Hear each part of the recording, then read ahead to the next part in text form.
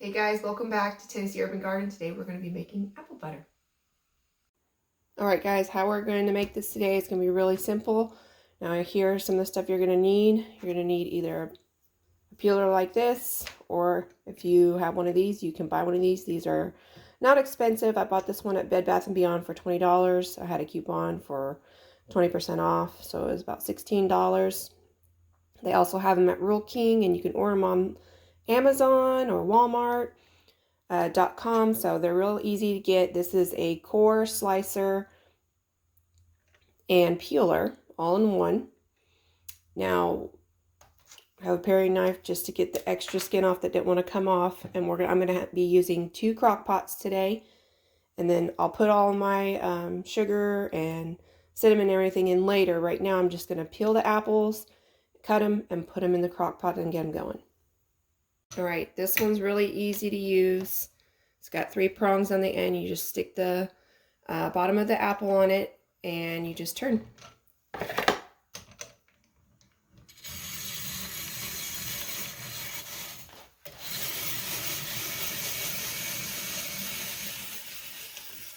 And you keep going past the end right here.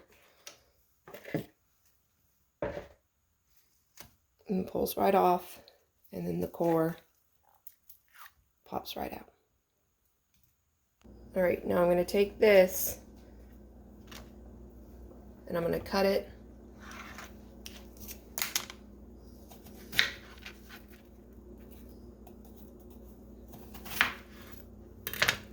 like that. All I'm going to do is throw it in my crock pots and keep going.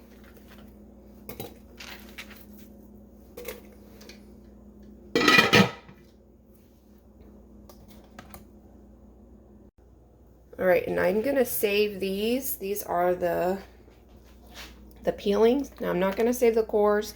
A lot of people do save the cores to make apple jelly, but I am going to just save just the shavings for apple jelly and throw the cores away.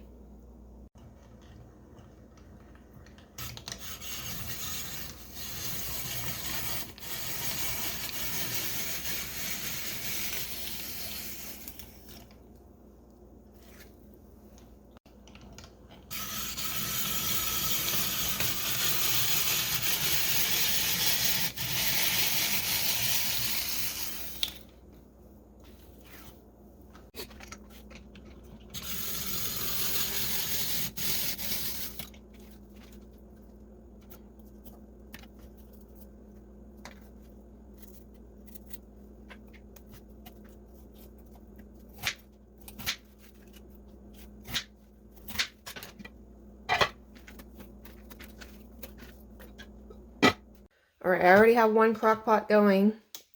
This is what I'm going to put in. I'm going to put a teaspoon and a half of cinnamon. I'm going to do about a tablespoon of vanilla. And then I have ground cloves, and I'm going to do a half a teaspoon in here with 1 cup of sugar. And I'll check the sugar. I'll check how it tastes after it's cooked for a couple hours. If I need to add more, I will. Right now, I'm just going to put this over.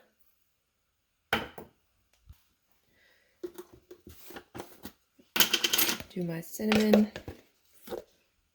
Now remember that apple butter, there's lots of variations of apple butter.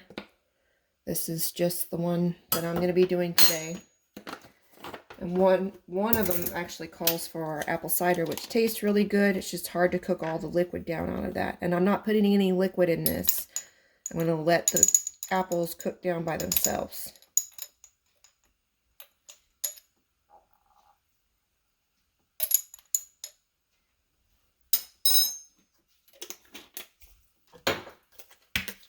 This is the only liquid I'm putting in it. And then I'm going to stir it around, and I'm going to get it cooking on low. Just mix it in as good as you can. It'll start cooking down, and all this will get down to the bottom.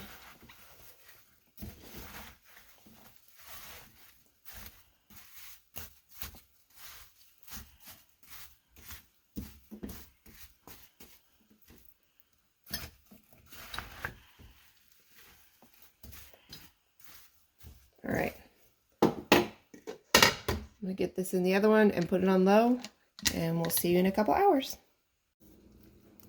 All right, guys, I've been checking on this every about 30 minutes. I've been stirring it. I've also taken a potato masher, and I'm just pushing it down and keep mashing it up really good, and then keep letting it cook. It's been cooking for about 3 hours. We're gonna let it cook some more, see how thick it is. We're gonna leave it thick. I remember I didn't put any liquid in this except for the vanilla, but you're just gonna let it keep cooking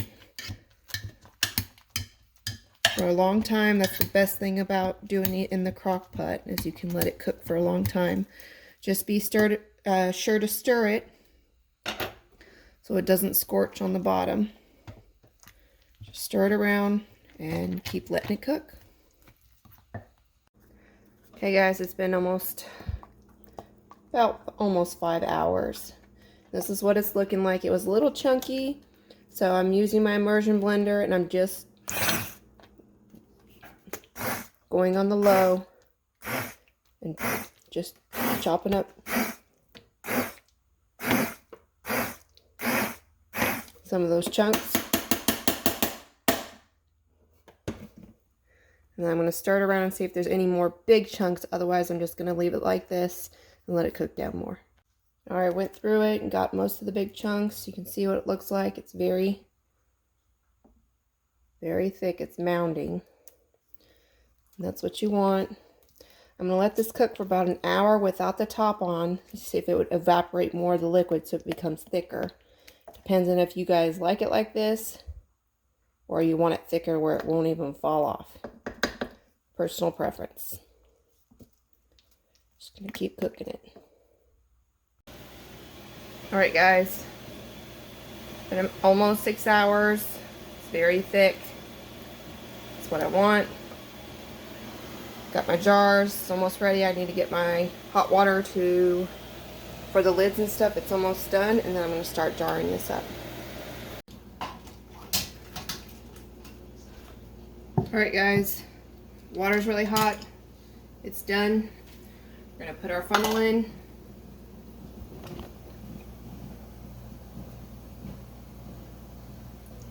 Really thick. Stick it in there, and we're going to do a 1/4 of an inch headspace.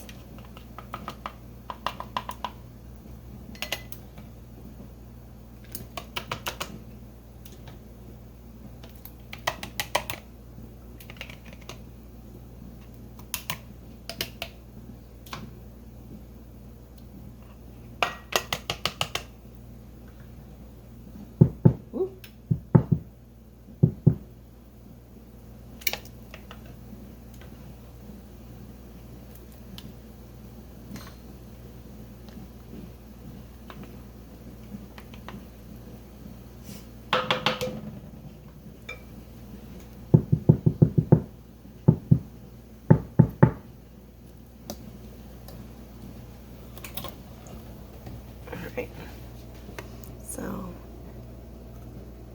it's your 1/4 of an inch right there. It needs a little bit more. Each jar does.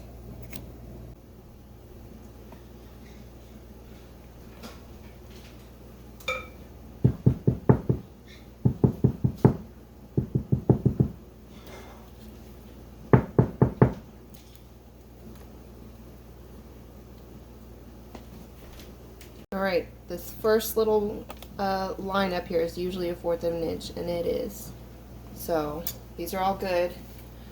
You need to wipe your rims with your hot water and vinegar,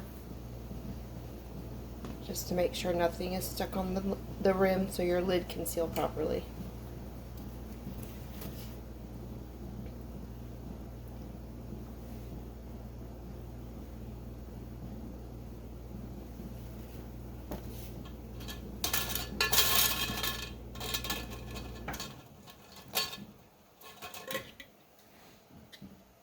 Ooh.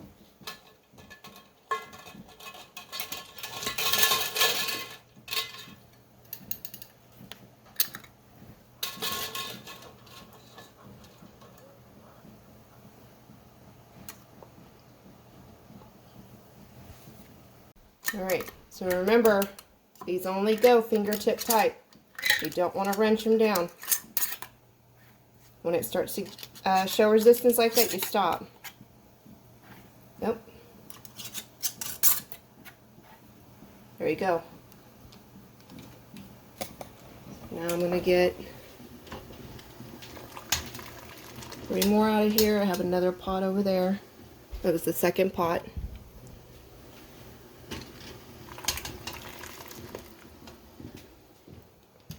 And you can start putting back in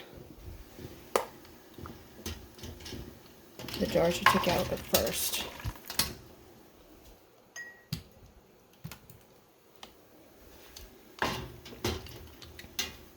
Now let's get another one out. And just keep going until all your jars are filled. And then put them back in the canner. Make sure your canner is almost cranked all the way up.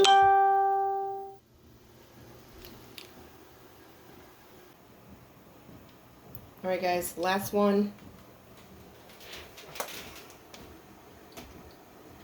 Now I have way too much water in here. I'm going to have to take some of it out. You only need 1 inch to 2 inches of water, and I got way more than that in here.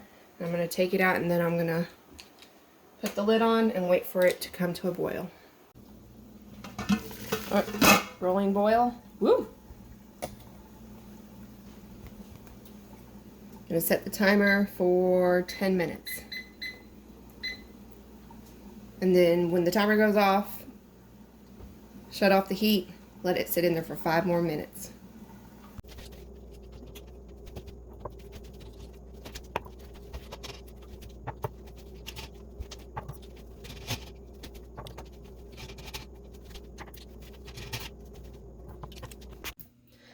Okay, it's next morning.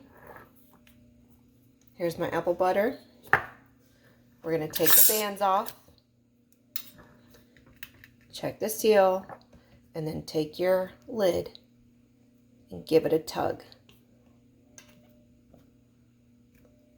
That is sealed properly. You're going to do that to all of your jars, and then you're going to wipe them down.